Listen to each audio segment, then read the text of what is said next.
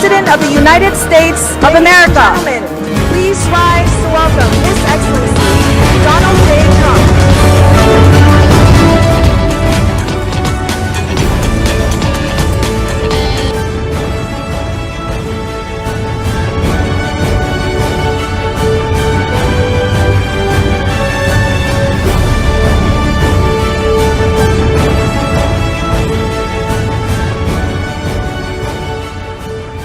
Thank you. What an honor it is to be here in Vietnam, in the very heart of the Indo-Pacific, to address the people and business leaders of this region. This has already been a remarkable week for the United States in this wonderful part of the world. Starting from Hawaii, Melania and I traveled to Japan, South Korea, and China, and now to Vietnam to be here with all of you today. Before we begin, I want to address all those affected by Typhoon Damre. Americans are praying for you and for your recovery in the months ahead. Our hearts are united with the Vietnamese people suffering in the aftermath of this terrible storm. This trip comes at an exciting time for America. A new optimism has swept all across our country. Economic growth has reached 3.2% and going higher. Unemployment is at its lowest level in 17 years. The stock market is at an all-time high. And the whole world is lifted by America's renewal. Everywhere I've traveled on this journey, I've had the pleasure of sharing the good news from America. But even more, I've had the honor of sharing our vision for a free and open Indo-Pacific, a place where sovereign and independent nations with diverse cultures and many different dreams can prosper side by side and thrive in freedom and in peace. I am so thrilled to be here today at APEC because this organization was founded to help achieve that very purpose. America stands as a proud member of the community of nations who make a home on the Pacific. We have been an active partner in this region since we first won independence ourselves. In 1784, the first American ship sailed to China from the newly independent United States. It went loaded with goods to sell in Asia, and it came back full of porcelain and tea. Our first president, George Washington himself, owned a set of tableware from that ship. In 1804, Thomas Jefferson sent the explorers Lewis and Clark on an expedition to our Pacific coast. They were the first of the millions of Americans who ventured west to live out America's manifest destiny across our vast continent. In 1817, our Congress approved the first full-time Pacific development of an American warship. That initial naval presence soon grew into a squadron, then a fleet to guarantee freedom of navigation for the growing number of ships, braving the high seas to reach markets in the Philippines, Singapore, and in India. In 1818, we began our relationship with the Kingdom of Thailand. And 15 years later, our two countries signed a treaty of friendship and commerce, our first with an Asian nation. In the next century, when imperialist powers threatened this region, the United States pushed back at great cost to ourselves. We understood that security and prosperity depended on it. We have been friends, partners, and allies in the Indo-Pacific for a long, long time. And we will be friends, partners, and allies for a long time to come. As old friends in the region, no one has been more delighted than America to witness, to help, and to share in the extraordinary progress you have made over the last half-century. What the countries and economies represented here today have built in this part of the world is nothing short of miraculous. The story of this region in recent decades is the story of what is possible when people take ownership of their future. Few would have imagined just a generation ago that leaders of these nations would come together here in Da Nang to deepen our friendships, expand our partnerships, and celebrate the amazing achievements of our people. This city was once home to an American military base in a country where many Americans and Vietnamese lost their lives in a very bloody war. Today, we are no longer enemies. We are friends.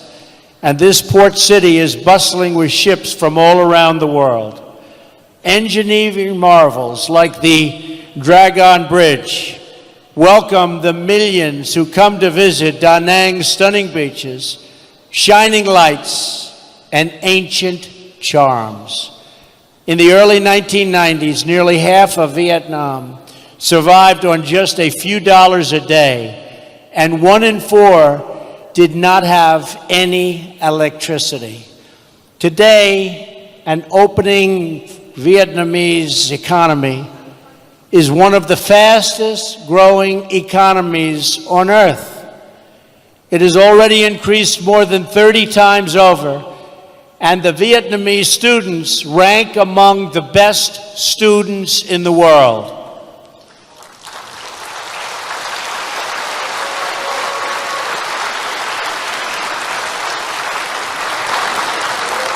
And that is very impressive. This is the same story of incredible transformation that we have seen across the region. Indonesians for decades have been building domestic and democratic institutions to govern their vast chain of more than 13,000 islands. Since the 1990s, Indonesia's people have lifted themselves from poverty to become one of the fastest growing nations of the G20. Today, it is the third largest democracy on earth. The Philippines has emerged as a proud nation of strong and devout families. For 11 consecutive years, the World Economic Forum has ranked the Philippines first among Asian countries in closing the gender gap and embracing women leaders in business and in politics. The Kingdom of Thailand has become an upper middle income country in less than a generation. Its majestic capital of Bangkok is now the most visited city on earth. And that is very impressive. Not too many people here from Thailand.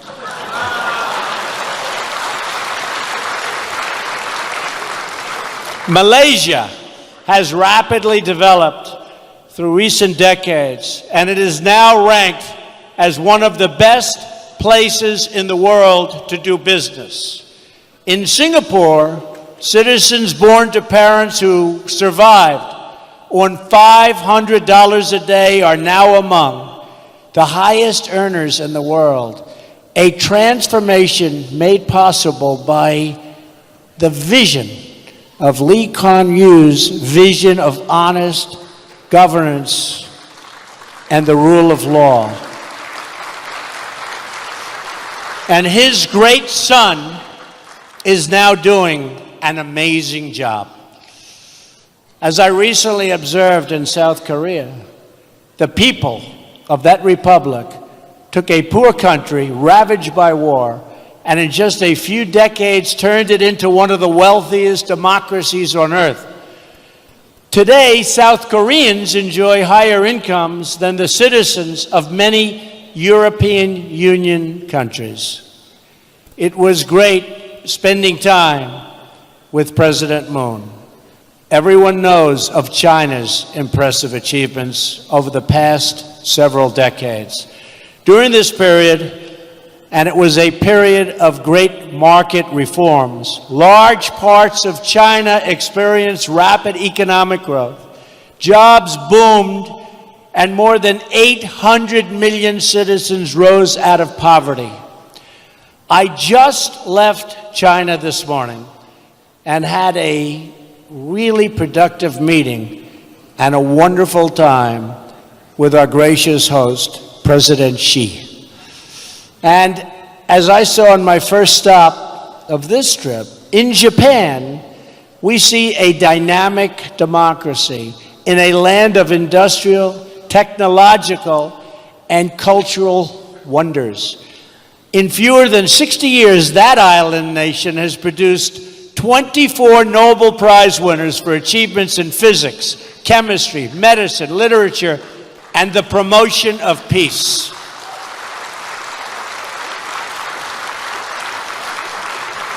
President Abe and I agree on so much. In the broader region, countries outside of APEC are also making great strides in this new chapter for the Indo-Pacific. India is celebrating the 70th anniversary of its independence. It is a sovereign democracy, as well as, think of this, over 1 billion people. It's the largest democracy in the world. Since India opened its economy, it has achieved astounding growth and a new world of opportunity for its expanding middle class. And Prime Minister Modi has been working to bring that vast country and all of its people together as one. And he is working at it very, very successfully indeed.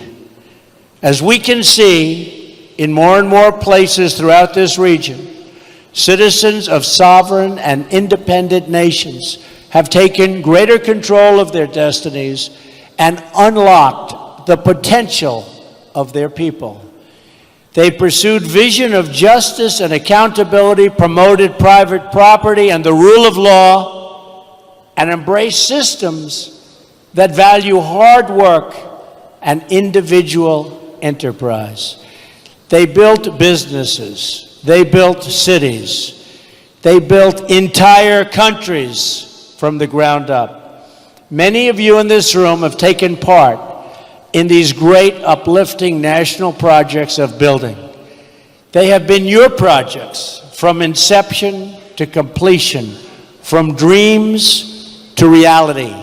With your help, this entire region has emerged, and it is still emerging, as a beautiful constellation of nations, each its own bright star, satellites to none, and each one a people, a culture, a way of life, and a home. Those of you who have lived through these transformations understand better than anyone the value of what you have achieved. You also understand that your home is your legacy, and you must always protect it. In the process of your economic development, you've sought commerce and trade with other nations and forged partnerships based on mutual respect and directed toward mutual gain. Today, I am here to offer renewed partnership with America, to work together to strengthen the bonds of friendship and commerce between all of the nations of the Indo-Pacific, and together to promote our prosperity and security. At the core of this partnership, we seek robust trade relationships rooted in the principles of fairness and reciprocity. When the United States enters into a trading relationship with other countries or other peoples, we will, from now on, expect that our partners will faithfully follow the rules just like we do. We expect that markets will be open to an equal degree on both sides, and that private industry, not government planners, will direct investment. Unfortunately, for too long and in too many places, the opposite has happened. For many years, the United States systematically opened our economy with few conditions. We lowered or ended tariffs, reduced trade barriers, and allowed foreign goods to flow freely into our country. But while we lowered market barriers, other countries didn't open their markets to us. Funny. They must have been one of the beneficiaries. What country do you come from, sir? Countries were embraced by the World Trade Organization, even if they did not abide by its stated principles. Simply put, we have not been treated fairly by the World Trade Organization. Organizations like the WTO can only function properly when all members follow the rules and respect the sovereign rights of every member. We cannot achieve open markets if we do not ensure fair market access. In the end, unfair trade undermines us all. The United States promoted private enterprise, innovation, and industry. Other countries use government-run industrial planning and state-owned enterprises.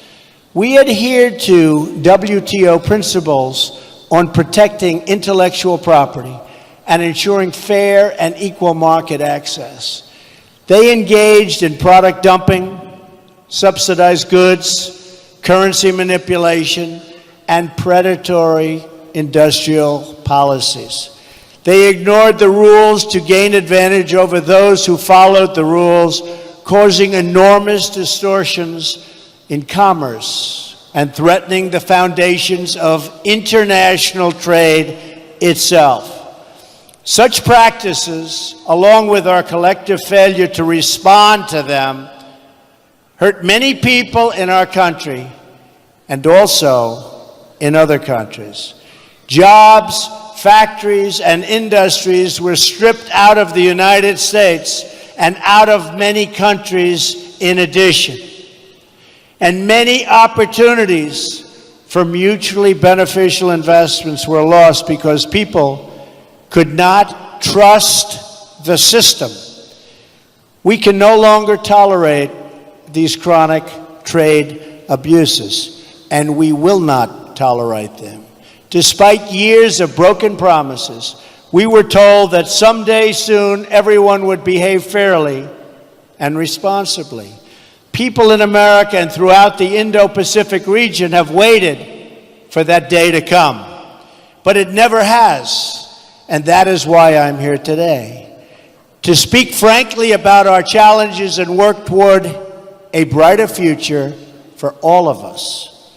I recently had an excellent trip to China where I spoke openly and directly with President Xi about China's unfair trade practices and the enormous trade deficits they have produced with the United States. I expressed our strong desire to work with China to achieve a trading relationship that is conducted on a truly fair and equal basis. The current trade imbalance is not acceptable. I do not blame China or any other country, of which there are many, for taking advantage of the United States on trade. If their representatives are able to get away with it, they are just doing their jobs. I wish previous administrations in my country saw what was happening and did something about it. They did not, but I will. From this day forward, we will compete on a fair and equal basis. We are not going to let the United States be taken advantage of anymore. I am always going to put America first, the same way that I expect all of you in this room to put your countries first.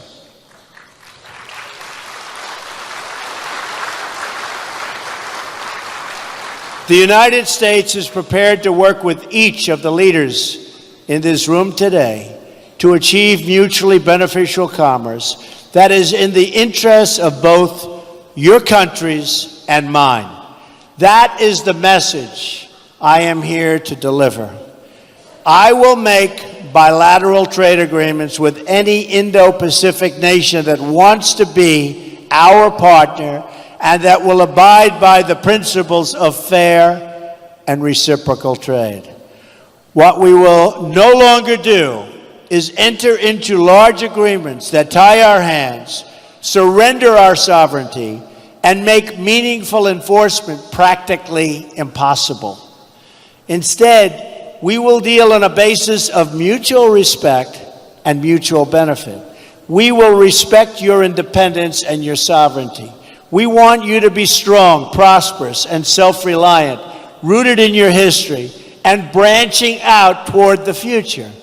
That is how we will thrive and grow together in partnerships of real and lasting value.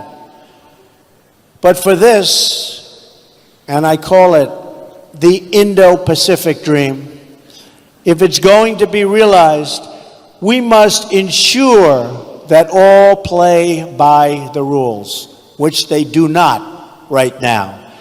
Those who do will be our closest economic partners. Those who do not can be certain that the United States will no longer turn a blind eye to violations, cheating, or economic aggression. Those days are over. We will no longer tolerate the audacious theft of intellectual property. We will confront the destructive practices of forcing businesses to surrender their technology to the state and forcing them into joint ventures in exchange for market access. We will address the massive subsidizing of industries through colossal state-owned enterprises that put private competitors out of business, happening all the time. We will not remain silent as American companies are targeted by state-affiliated actors for economic gain, whether through cyber attacks, corporate espionage, or other anti-competitive practices. We will encourage all nations to speak out loudly when the principles of fairness and reciprocity are violated. We know it is in America's interest to have partners throughout this region that are thriving, prosperous, and dependent on no one. We will not make decisions for the purpose of power or patronage. We will never ask our partners to surrender their sovereignty, privacy, and intellectual property, or to limit contracts to state-owned suppliers. We will find opportunities for our private sector to work with yours and to create jobs and wealth for us all. We seek strong partners, not weak partners. We seek strong neighbors, not weak neighbors. Above all, we seek friendship, and we don't dream of domination. For this reason, we're also refocusing our existing development efforts. We are calling on the World Bank and the Asian Development Bank to direct their efforts toward high-quality infrastructure investment that promotes economic growth. The United States will also do its part. We are also committed to reforming our development finance institutions so that they better incentivize private sector investment in your economies and provide strong alternatives to state-directed initiatives that come with many strings attached. The United States has been reminded time and time again in recent years that economic security is not merely related to national security. Economic security is national security. It is vital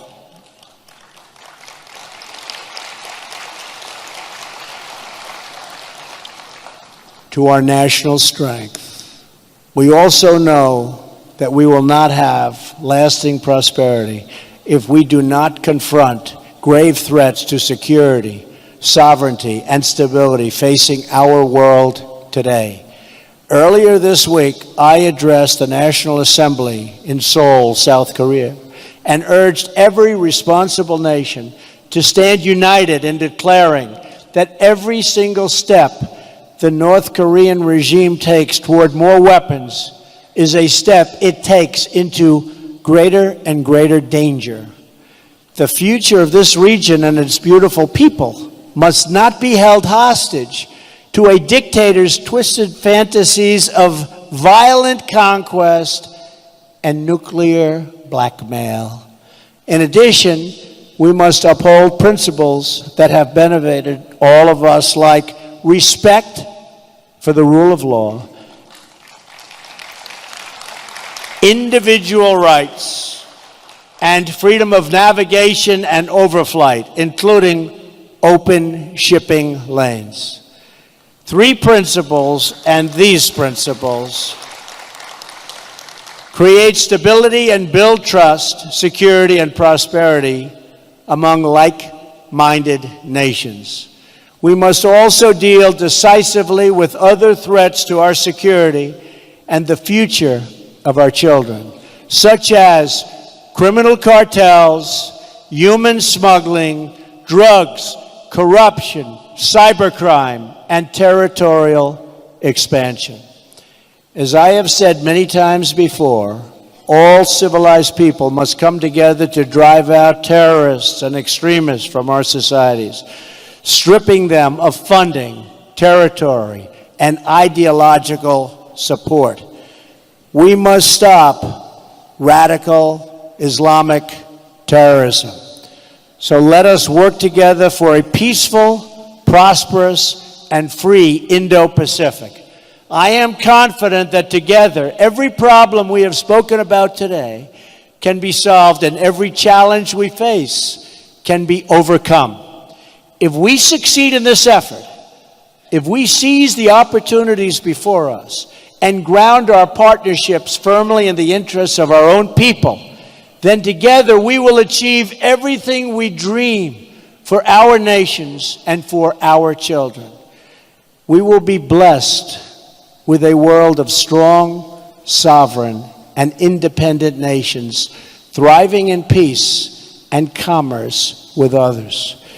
They will be places where we can build our homes and where families, businesses, and people can flourish and grow.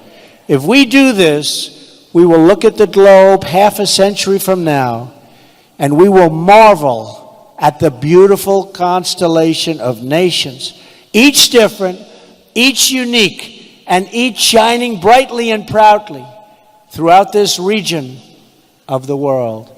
And just as when we look at the stars in the night sky, the distance of time will make most of the challenges we have and that we spoke of today seem very, very small. What will not seem small, what is not small, will be the big choices that all of our nations will have to make to keep their stars glowing very, very brightly. In America, like every nation that has won and defended its sovereignty, we understand that we have nothing so precious as our birthright, our treasured independence, and our freedom. That knowledge has guided us throughout American history. It has inspired us to sacrifice and innovate. And it is why today, hundreds of years after our victory in the American Revolution, we still remember the words of an American founder and our second President of the United States, John Adams. As an old man, just before his death, this great patriot was asked to offer his thoughts on the 50th anniversary of glorious American freedom. He replied with the words, "Independence forever." It's a sentiment that burns in the heart of every patriot and every nation. Our hosts here in Vietnam have known this sentiment not just for 200 years, but for nearly 2,000 years.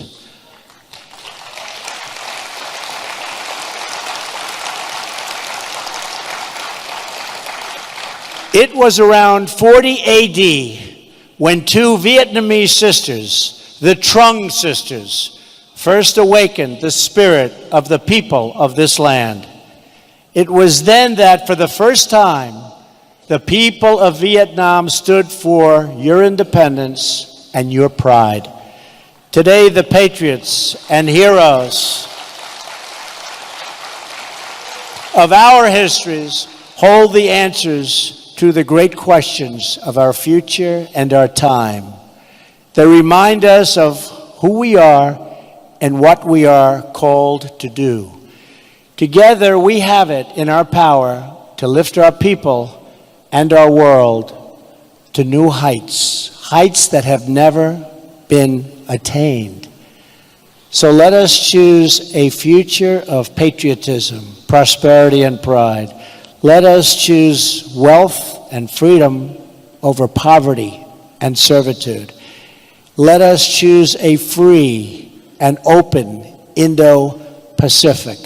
Finally, let us never forget, the world has many places, many dreams, and many roads. But in all of the world, there is no place like home.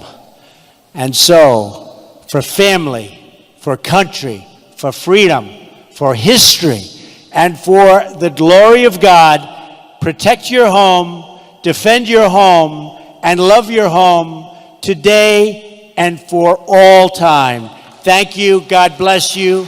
God bless the Pacific region.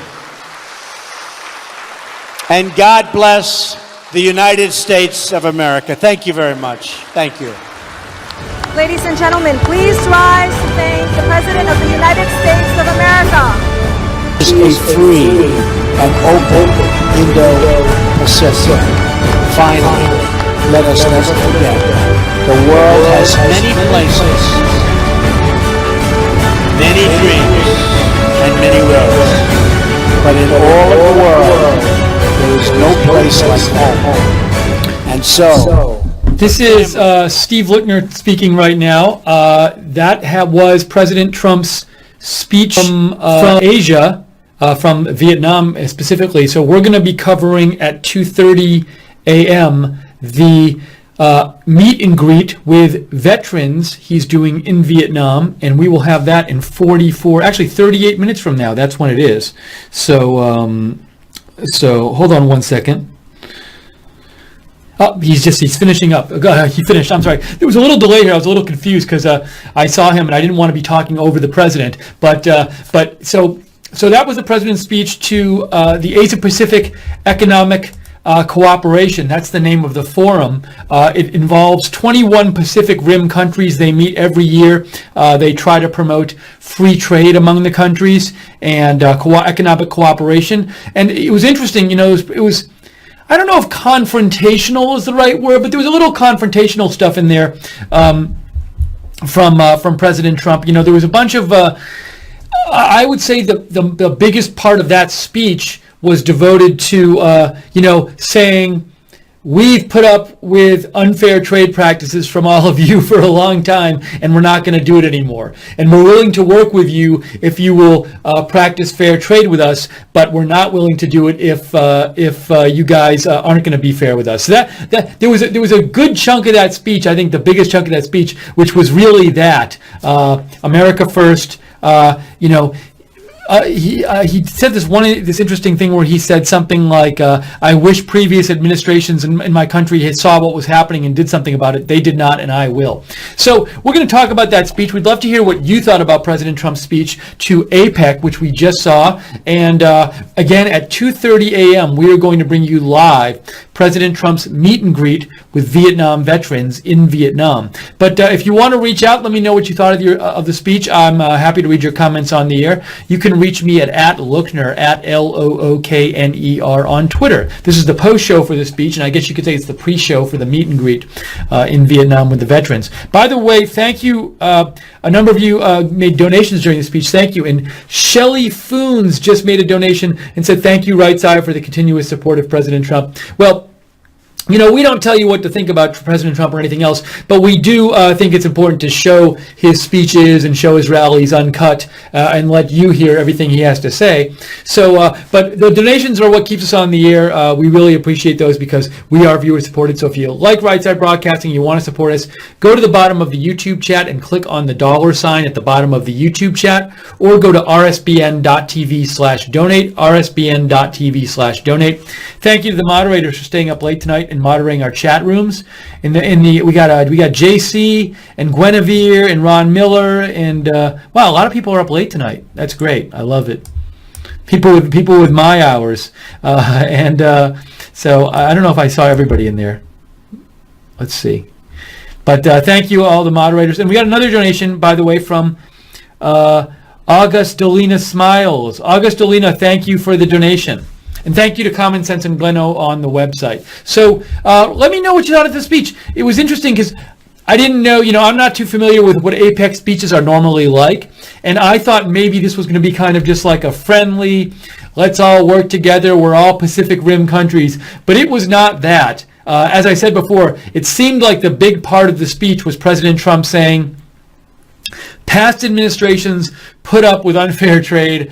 I'm not going to do it. That was a big message he got. And he did specify China in a couple of ways. While not necessarily by name, he said things like, we won't tolerate the audacious theft of intellectual property. We won't tolerate forcing businesses to surrender technologies to the state.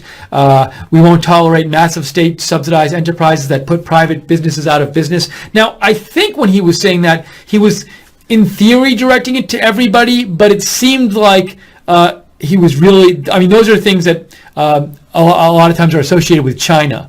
So, but he also said this, in the midst of all of this saying we're not going to put up with these unfair trade practices, he did say that, and he actually said at one point, he said that's why he's here today to speak frankly about the unfair trade practices. But he reiterated what he said in China. He said he didn't blame China for doing what they're doing. And he did say, I want to look out for America first.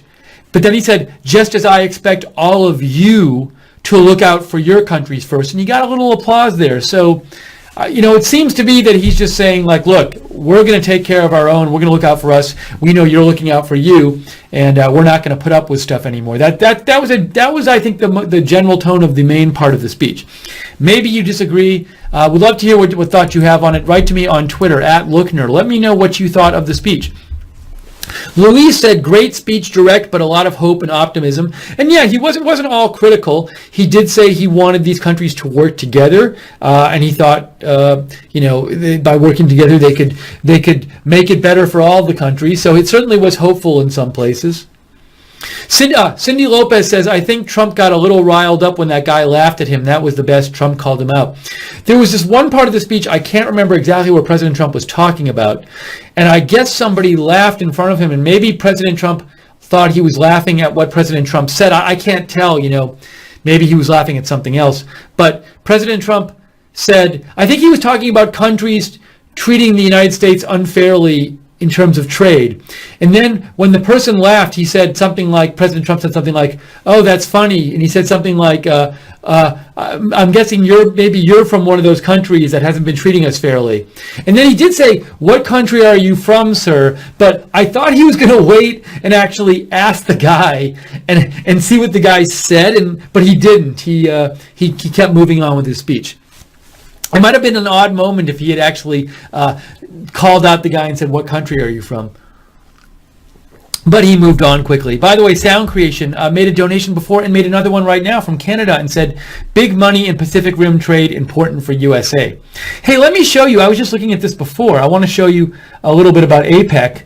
He was speaking at this APEC conference. APEC was formed in 1989, and it's in a forum for 21 Pacific Rim member countries. And they have a little map on Wikipedia, which I just made bigger. Oh, it's going to be too big. But it's all these countries on the Pacific Rim.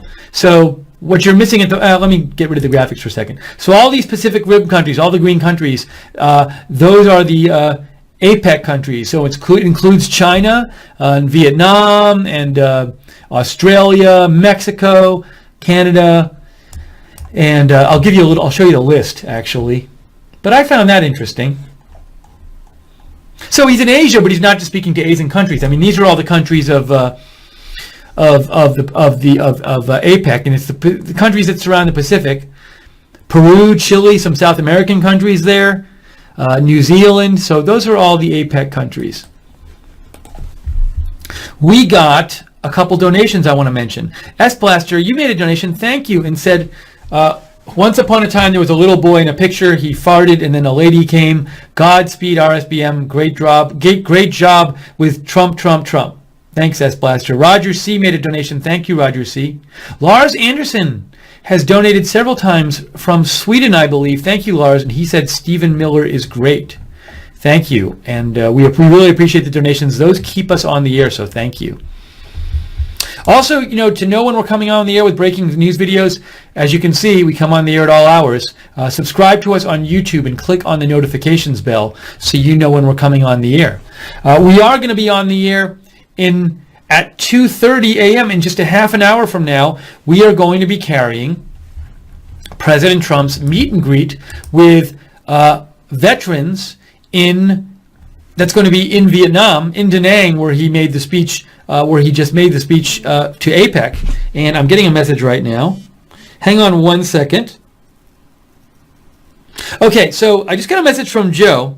And Joe said, sadly, it seems that the White House has, just in the last few minutes, canceled their feed of the meet and greet. So what Joe is doing right now is he's seeing if he can find you some video we're allowed to show you. So Joe is working hard doing that. Joe, our CEO, he's also producing this broadcast. So I just got this word from Joe, who just found out that the White House, for some reason, is not actually broadcasting the I see it here on the White House site. They were supposed to broadcast this meet and greet, but they're not broadcasting it now. So Joe will do his best to try to get it to you. We apologize.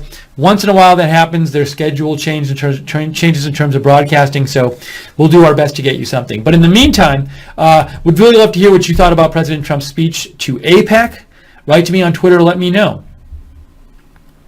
Louise says, so she's talking about when President Trump said to the guy in the front row, what country are you, or in one of the front rows, what country are you from?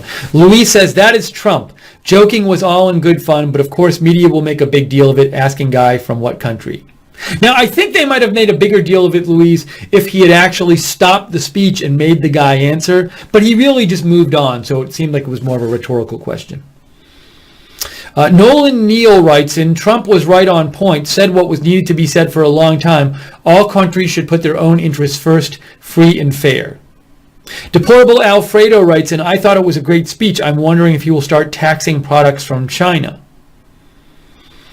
Let's see here. Hugh Daly says, this speech didn't just say America first, it said nationalism first. He wants them to fight like we'll be fighting them. It's just business.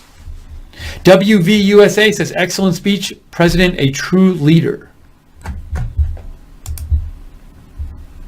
Louise says, the voters are learning so much about government and all their shortcomings, corruption, etc., since Trump has been president. Very good people are way too poorly informed. JC said, Trump basically said, we're done and the world is with us, little Kim, so buck off, NOCO. He did talk about North Korea at the end of the speech, he did say similar things to what he was saying before. He talked about the delusions of the country, but it wasn't as big. I thought it was interesting. It wasn't nearly as big as a focus when he was in South Korea and he made the speech in South Korea a couple days ago, that was basically all focused on North Korea. This speech here was, for the most part, focused on unfair trade, but he did throw in some North Korea at the end there. Trump Jr. says, God bless Trump.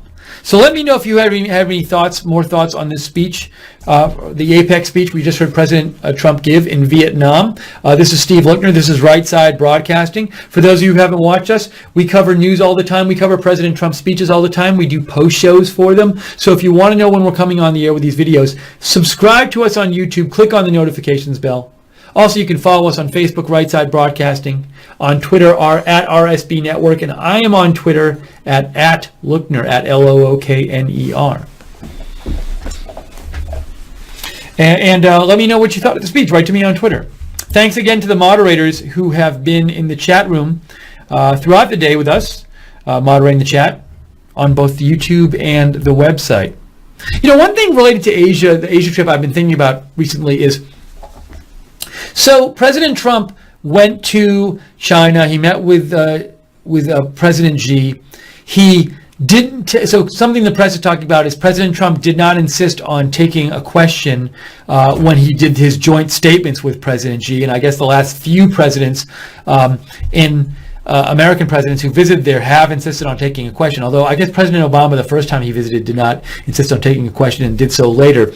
But so he didn't insist on taking a question. Some people thought, well, maybe he was doing that like to be nice to China because President Xi did not want to take questions. And also President Trump said the thing where he didn't blame China for what he said were unfair trade practices. He blamed previous American administrations for not calling them out on it and doing something about it. So some people have been saying, like, President Trump, is kowtowing to China, and he's not, asserting himself. What I wonder is, does President Trump, and some people are saying, well, he's like doing what they want just so he can get their cooperation on North Korea. What I wonder, though, is, President, and I'm not sure of this, but President Trump is somebody who's used to dealing with like very big business people and CEOs and business leaders.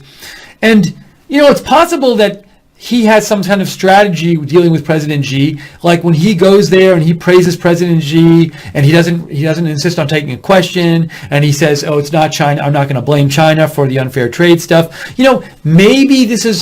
Maybe he has worked with people in the past in his business experience who he thinks are similar to President Xi, and he's doing strategic things because he thinks that'll help America in his negotiations with President Xi. So, one way to look at what he's doing is, he's just kowtowing to President Xi, and he likes President Xi because he's powerful, and he likes powerful people, and you'll hear that some in the media. And I'm just saying an alternate way to look at it, you might look at it, is that, well, he's used to dealing with these powerful people in business, and he knows how to treat these people and what they want to hear to help ultimately get a better deal. So just something I'm thinking about. I'm not saying what you should think about it. It was just a thought I had. Another way to look at when he goes to a country. Same thing with Putin too. One person might say, well, he's doing what these people want. Another person might say, well, no, he's has a strategy in mind to best help out America, and maybe some flattery is part of that strategy, or being nice to them in their country, that kind of thing. Who knows? Anyways, I want to say thanks for a couple of donations we just got. Let's see. We got a donation from August Delina Smiles. Thank you. We got a donation from P-Cell. P-Cell says, thank you, P-Cell. P-Cell says, the office of the president will never be the same. Educational and entertaining. Pray for his safe return. Thank you, P-Cell, for the donation. And if you want to donate and support Right Side Broadcasting, that's what keeps us on the air, your donations. We really appreciate them. You can go to the bottom of the YouTube chat and click on the $sign. Or go to rsbn.tv/donate, rsbn.tv/donate. Thanks all of you for staying up late with us tonight. I see all these some of the regulars are in the chat room now.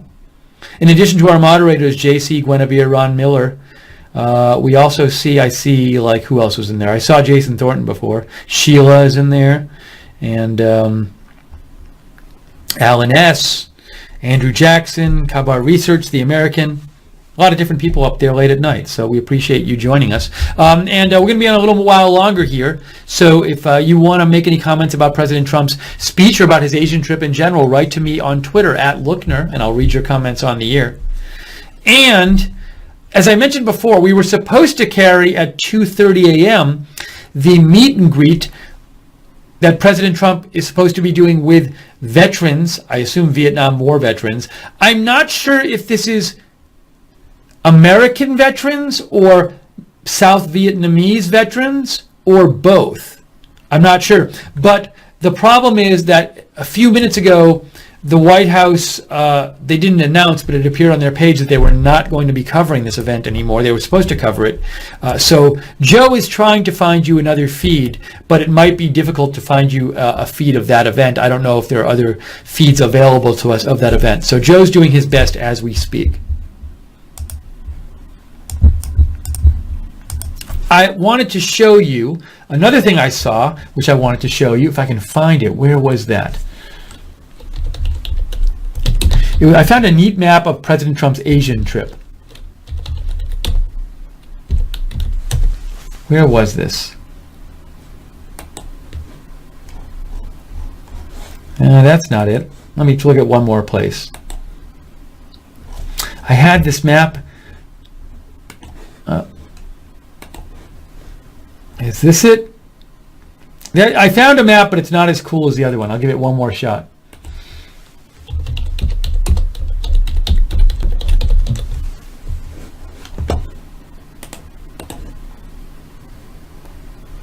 So sad. It was such a lovely map. It showed all the different stops and what he's doing at the different places.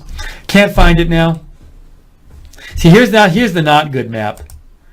But it does say he's going to be in Vietnam. So he's in Da Nang today. Tomorrow he's going to be in Hanoi in northern Vietnam. Then he goes to the Philippines for 2 days. In November 12th and 13th, he'll be in the Philippines. So he still has it's a long trip. I mean, it feels like he should be coming home tomorrow, but he's not going to be coming home until four days from now. So quite a long trip. Louise writes in, it's funny how people have all this advice for Trump, but none of them has managed large none of them have managed large companies or even small companies.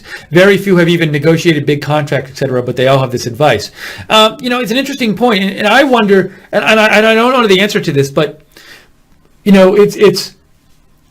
does have a lot of experience dealing with big business leaders, and while he doesn't have experience in government, I do think that there could be some similarity between leaders of countries and business leaders, and his experience dealing one-on-one with these business leaders could translate over and help him deal with leaders of government. And if there are people who've never worked, who work in government but who haven't worked in some sort of field where you deal with these big CEOs or big leaders, they wouldn't have that experience. So I do think that's something we don't hear about a lot. At least I don't hear a lot about it in the mainstream media. And it's possible that could help President Trump out in dealing with these people. And, I certainly think that when you see him do stuff on the world stage, it's worth asking, could he be doing this as a strategy informed by his business experience? Doesn't mean he is. Maybe he isn't. But I think it's always worth asking. Because that's what he's been doing his whole life. That's what his job has been, and that's what he knows about. And I'll tell you what he's not going to do. If he is dealing with these different leaders in a way that he thinks will benefit the U.S., he's not going to say to the press, well, I was nice to President Xi because I want him to be nice to us, want him to make this deal with us. Because that wrecks the whole thing. He can't try to get things from foreign leaders by behaving a certain way with them and have them think he's behaving that way just to get stuff from them. He's got to appear sincere to them, I would think. So, but again, I don't know I can't say what he's doing and what the strategies are. I'm just saying this is a way of looking at it, which I think makes sense to at least explore, and I don't hear talked about that much.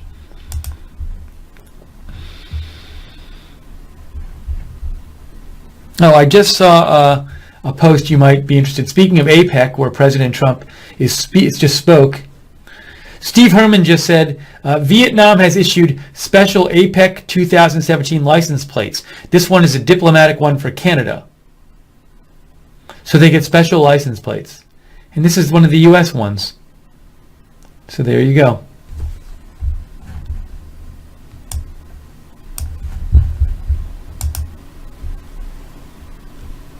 Nolan Neal writes in, to your question, I think it's called draining the swamp.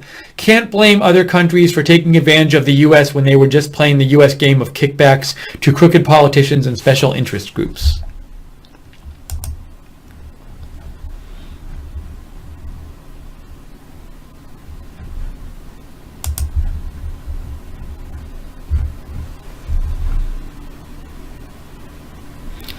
I want to just mention a couple things that President Trump said during the speech that I had written down here, because I don't think I got to them all the things I wanted to mention.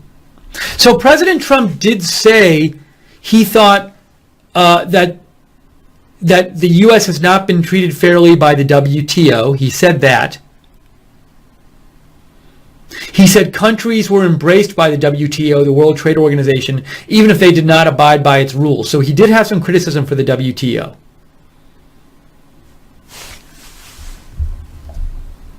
He also said he seemed to favor bilateral agreements over like big multinational agreements. He said something like, we're no longer going to enter into large agreements that like restrain our sovereignty.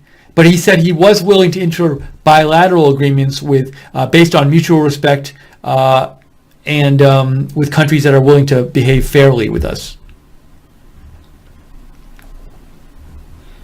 Oh, and he did call for open shipping lanes. He said open shipping lanes should be respected, which seemed to be directed at China, who's been asserting their right to a large area in the South China Sea that other countries like Vietnam also have claims to. They make claims to, but China has been like building it up militarily on some islands there in the South China Sea. So that seemed directly directed at China when President Trump called for open shipping lanes to be respected.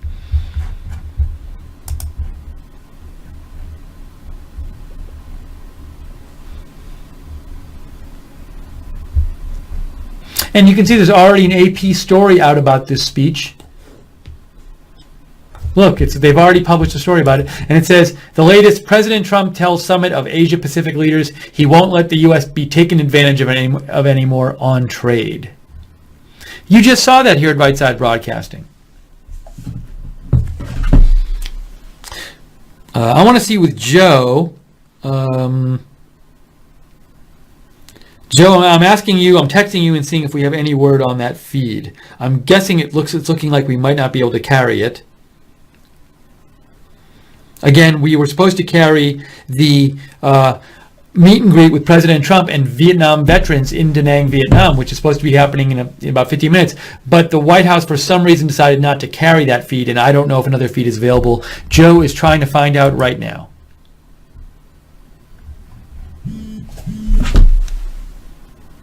Yes, so Joe is saying looks grim. So I'm sorry, we were looking forward to bringing that to you, but Joe has not found a feed yet for that event.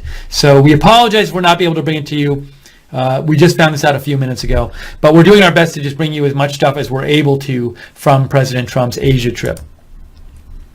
We will be on for a few more minutes here. If you have any comments about President Trump's Asia trip or his APEC speech, let me know soon at Lookner on Twitter. You can also follow me on Twitter if you like breaking news, because I post about breaking news a lot, all the time.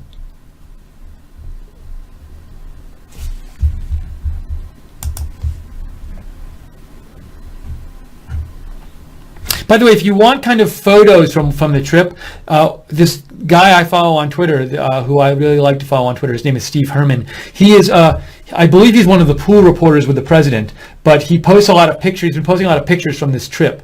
So like, he's posting pictures of them going back to the journalists going back to their vehicles after the speech. He says, tweeting photos as we went on an unexpected 1 kilometer hike. White House traveling press tried to reach our shuttle vehicle. We're now getting in this van to be driven to our bus. And he's the one who posted the picture of the special APEC license plate. So you can feel free to give him a try. He's at W7VOA. See if you like his tweets, if you want live updates from President Trump's Asia trip. He's very non-biased. Steve Herman. He just posts a lot of good news stuff, so I like to follow him.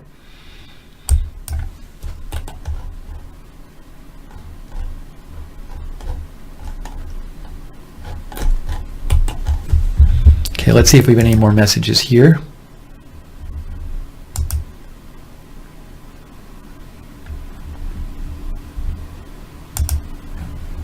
Okay, I think we've gotten to all your messages. And I think we're going to, wrap up the stream right now. If we find out that we're able to bring you the Vietnam meet and greet with the veterans, we'll let you know. For right now, I would say assume no, because we're not aware of another stream that exists that we can use for that. So we really apologize about that. Again, we did not know that was not going to be covered by the White House until about, when we were on the air here for the post show for the APEC speech. So anyways, I want to say thank you to everybody who's been watching so far and everybody who donated. Your donations keep us on the air, so we're much appreciated. You can donate by going to the bottom of the YouTube chat and clicking on the little dollar sign, or going to rsbn.tv/donate, rsbn.tv/donate. Thank you to Joe for producing, doing a great job. Thank you to all the moderators for moderating. At this late hour, Ron Miller, JC, Guinevere, at the website, Common Sense and Glen O. I think there were others. I can't find it. Maybe you were the late night crew.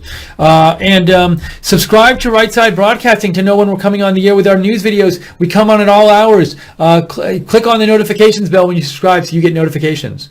Also, we love when you like our videos on YouTube and share them on Facebook. That lets other people know about Right Side. And speaking of Facebook, you can follow us on Facebook at Right Side Broadcasting and on Twitter at RSB Network. Okay, I think we're going to wrap it up now. Thank you, everybody, for saying thanks in the chat room. Jason Thornton, Light Switch, Home Runner. And by the way, so Old Eyes says there is a live feed. There may be a live feed you see of that event somewhere on the internet. We just have to be sure we're allowed to carry it. That's the trick. So we're not going to steal a feed from some news organization we're not allowed to steal it from. So we're looking for a feed we can actually bring you. If we find one of those, we will let you know. Thank you. Let's see here.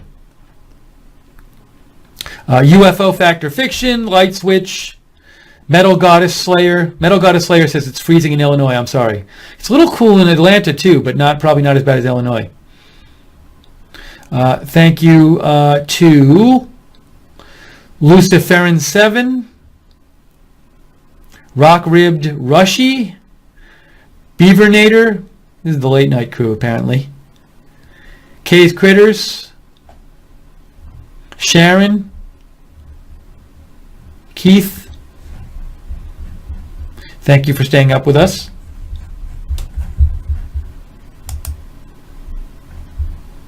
P-Cell says the stock will get a boost after this speech. You mean the stock market, I think, P-Cell. That is your prediction.